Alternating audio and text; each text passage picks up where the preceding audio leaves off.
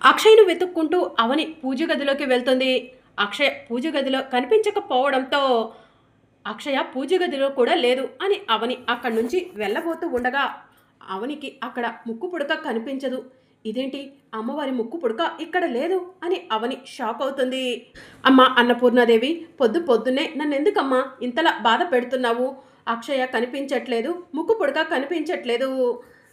నన్ను ఈ సమస్య నుంచి నువ్వే బయటపడే తల్లి అని చెప్పి అవని అమ్మవారికి నమస్కారం చేసుకుంటూ ఉంటుంది. అక్షయ అత్త వాళ్ళ ఇంటికి ఏమైనా వెళ్ళుంటుందా అని అవని పరిగెత్తుకుంటూ వేదవతి ఇంటికి వెళ్ళి మోయ మోయ అని పిలుస్తూ ఉంటుంది. ప్రసాదరావు బయటికి వచ్చి, ఏంటమ్మా అవని బయట నిల్చున్నావు, లోపలికి రా అని అంటూ ఉంటాడు. అమ్మా అవని, ఏం జరిగింది, ఎందుకు అంత కంగారు పడుతున్నావు అని పెద్దరాజు అడుగుతూ ఉంటాడు.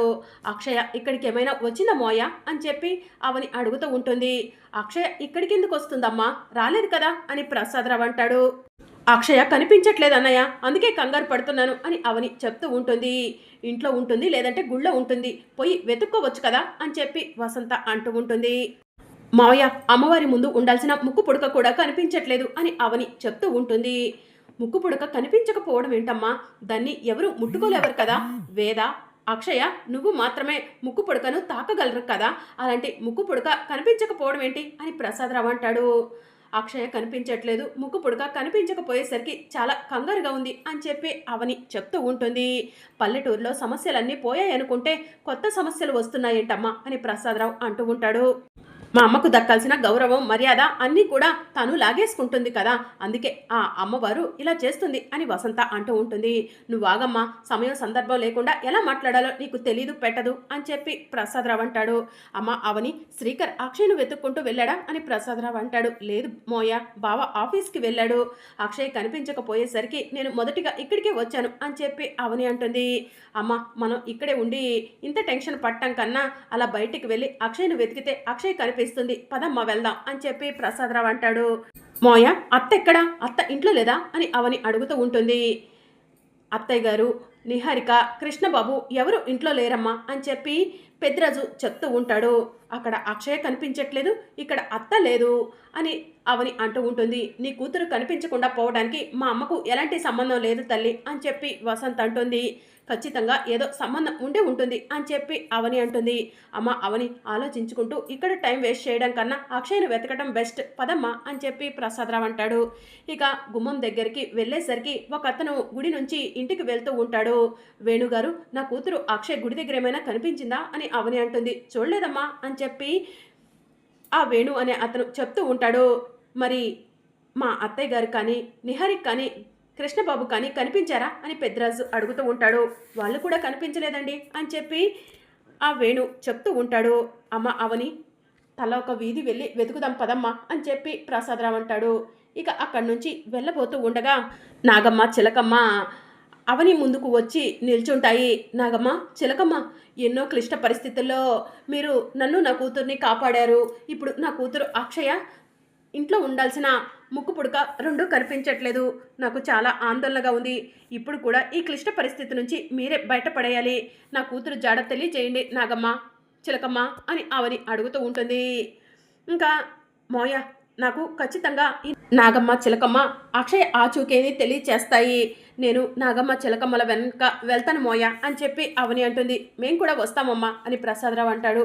బావ ఇంటికి వస్తే మేము ఇంట్లో కనిపించకపోతే కంగారు పడతాడు, బావకు విషయం చెప్పండి మోయ, నేను నాగమ్మ చిలకమ్మల వెనక వెళ్తాను అని చెప్పి అవని అంటుంది. సరే అమ్మ అవని అని చెప్పి ప్రసాదరావు అంటాడు. చిలకమ్మ నాగమ్మ పదండి వెళ్దాం అని చెప్పి అవని అంటుంది. ఇక చిలకమ్మ నాగమ్మ ముందు వెళ్తూ ఉంటే అవని స్కూటీ మీద చిలకమ్మ నాగమ్మలను ఫాలో అవుతూ ఉంటుంది. మరోవైపు కోయదొర, కూనా, నీ శక్తులన్నీ దారపోయడానికి సిద్ధంగా ఉన్నావు కదా, నువ్వు నేర్చుకున్న విద్యను వదిలిపెట్టుకోవడానికి సిద్ధంగా ఉన్నావు కదా అని చెప్పి అక్షయ్ను అడుగుతూ ఉంటాడు. సిద్ధంగా ఉన్నాను అని అక్షయ్ చెప్తూ ఉంటుంది. ఇక కోయదొర కొన్ని పూజలు చేసి అక్షయ్ చేతికి ఉన్న తాయెత్తును తీసేస్తాడు. ఇదంతా కూడా నిహారిక, కృష్ణబాబు, మాయ, వేదవతి చాటుగా ఉండి చూస్తూ ఉంటారు. ఇక కోయదొర అక్షయ్ చేతికి ఉన్న తాయెత్తును తీసేసి ముగ్గులో పెట్టి పూజలు చేస్తూ ఉంటాడు.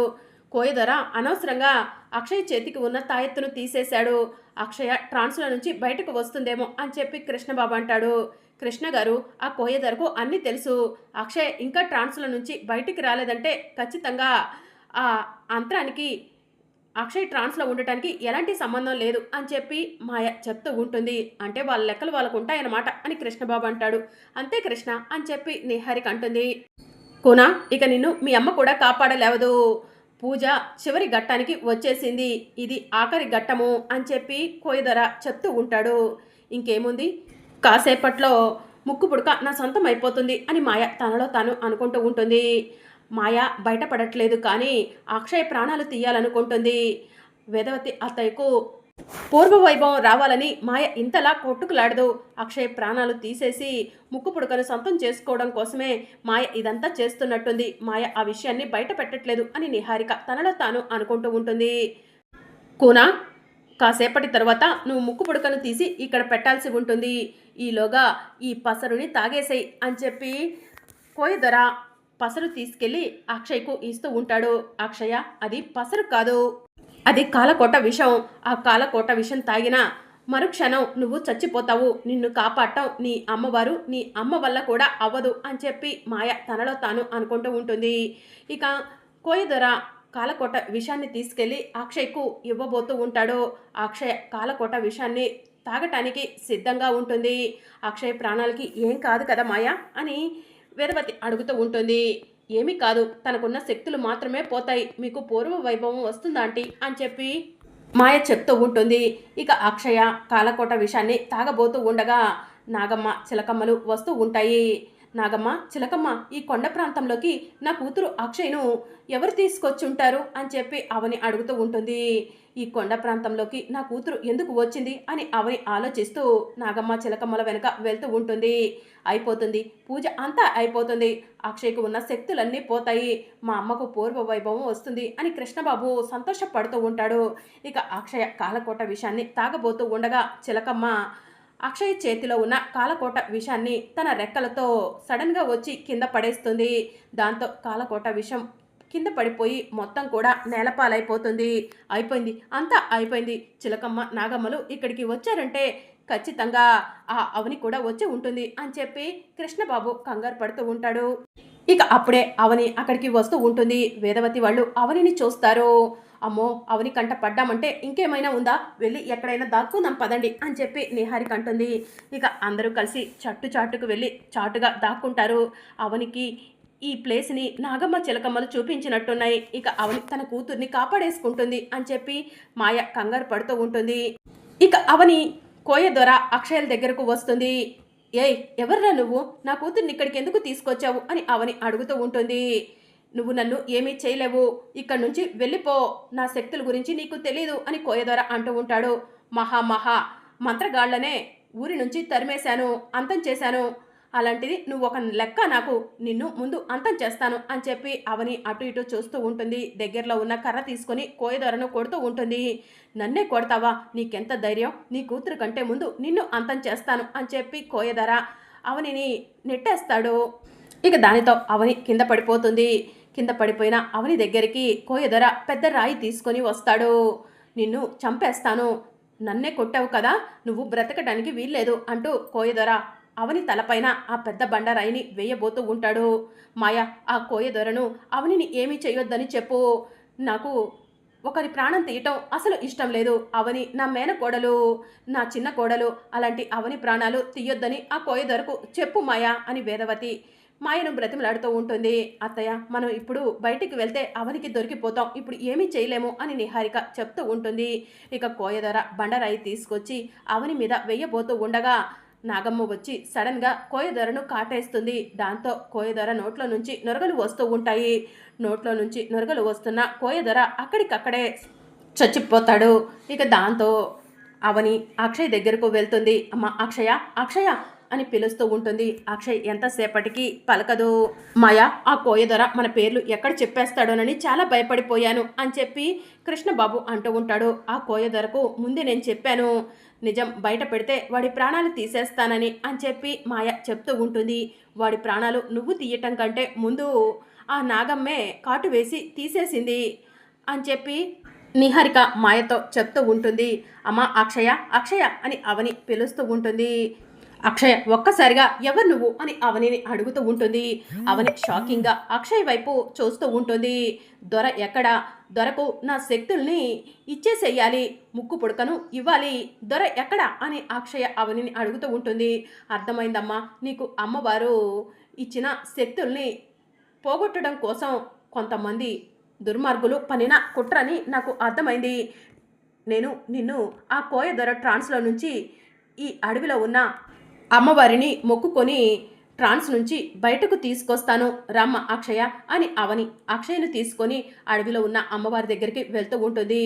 అమ్మయ్య, ఎలాగో ఒకలా ఆ కోయధర మన పేరు చెప్పలేదు, మన పేరు చెప్పుంటే మనమంతా కూడా ఆ అవని చేతుల్లో చచ్చిపోయేవాళ్ళం అని కృష్ణబాబు అంటాడు. ఆ అవని తన కూతుర్ని అమ్మవారి సమక్షంలో కోయదొర ట్రాన్స్ నుంచి బయటకు తీసుకొస్తుందంట. పదండి, ఎలా తీసుకొస్తుందో చూద్దాం అని కృష్ణబాబు అంటాడు. ఇక అవని అడవిలో ఉన్న అమ్మవారి విగ్రహం దగ్గరకు అక్షయ్ని తీసుకొని వెళ్ళి అమ్మవారికి నమస్కారం చేసుకుంటూ ఉంటుంది. అవని అక్షయ్ల పక్కన నాగమ్మ చిలకమ్మలు కూడా ఉంటారు. రేపు రాబోయే అప్కమింగ్ ఎపిసోడ్లో శ్రీకర్ ఆఫీస్ నుంచి ఇంటికి వస్తాడు. అవని ఫోన్ చేస్తుంటే లిఫ్ట్ చేయట్లేదు, ఆఫీస్కి రాలేదు, అందుకే అవని కోసం నేనే ఇంటికి వచ్చాను అని శ్రీకర్ ప్రసాదరావు పెద్దిరాజుకి చెప్తూ ఉంటాడు. అవని ఇంట్లో లేదురా అని చెప్పి ప్రసాదరావు చెప్తూ ఉంటాడు. ఇంట్లో లేదా, ఎక్కడికి వెళ్ళింది అని చెప్పి శ్రీకర్ అడుగుతూ ఉంటాడు. అక్షయ కనిపించట్లేదు, అక్షయ్ను వెతుక్కుంటూ అవని వెళ్ళింది అని పెద్దరాజు చెప్తూ ఉంటాడు. అప్పుడే అవని అక్షయ్ని తీసుకొని వస్తుంది. అమ్మ అక్షయ, ఎక్కడికి వెళ్ళావు? నీకోసం మేమంతా ఎంత టెన్షన్ పడ్డామో తెలుసా అని చెప్పి ప్రసాదరావు అడుగుతూ ఉంటాడు. అప్పుడే నిహారిక, కృష్ణబాబు, వేదవతి కూడా బయట నుంచి ఇంట్లోకి వస్తూ ఉంటారు. ఏమైంది, అందరూ అలా చూస్తున్నారు? అంత పెద్ద మీటింగ్, ఏం జరుగుతుంది ఇక్కడ అని కృష్ణబాబు ఏమీ తెలియనట్టు ప్రసాదరావు వాళ్ళని అడుగుతూ ఉంటాడు. అక్షయ్ కనిపించకుండా పోయింది. అక్షయ్ కనిపించకుండా పోవడానికి, అమ్మ ఇంట్లో లేకపోవడానికి కారణం ఒకటేనని అవని అంటుంది అని చెప్పి వసంత చెప్తూ ఉంటుంది. అక్షయ్ ఇంట్లో లేని సమయంలోనే మీరు కూడా ఇంట్లో లేరు కాబట్టి నాకు అనుమానం వచ్చింది. ఇంతకీ మీరు ఎక్కడికి వెళ్ళారు, ఎక్కడి నుంచి వస్తున్నారు అని చెప్పి అవని వేదవతిని నిలదీస్తూ ఉంటుంది. ఇంట్లో శత్రువుల నుంచి, బయట శత్రువుల నుంచి నా కూతుర్ని ఎలా కాపాడుకోవాలో నాకు అర్థం కావట్లేదు అని అవని అందరికీ చెప్తూ ఉంటుంది. మరి అప్కమింగ్ ఎపిసోడ్లో ఏం జరగబోతుందో తెలుసుకోవాలనుకుంటున్నారా? అయితే ఛానల్ని సబ్స్క్రైబ్ చేసుకోండి.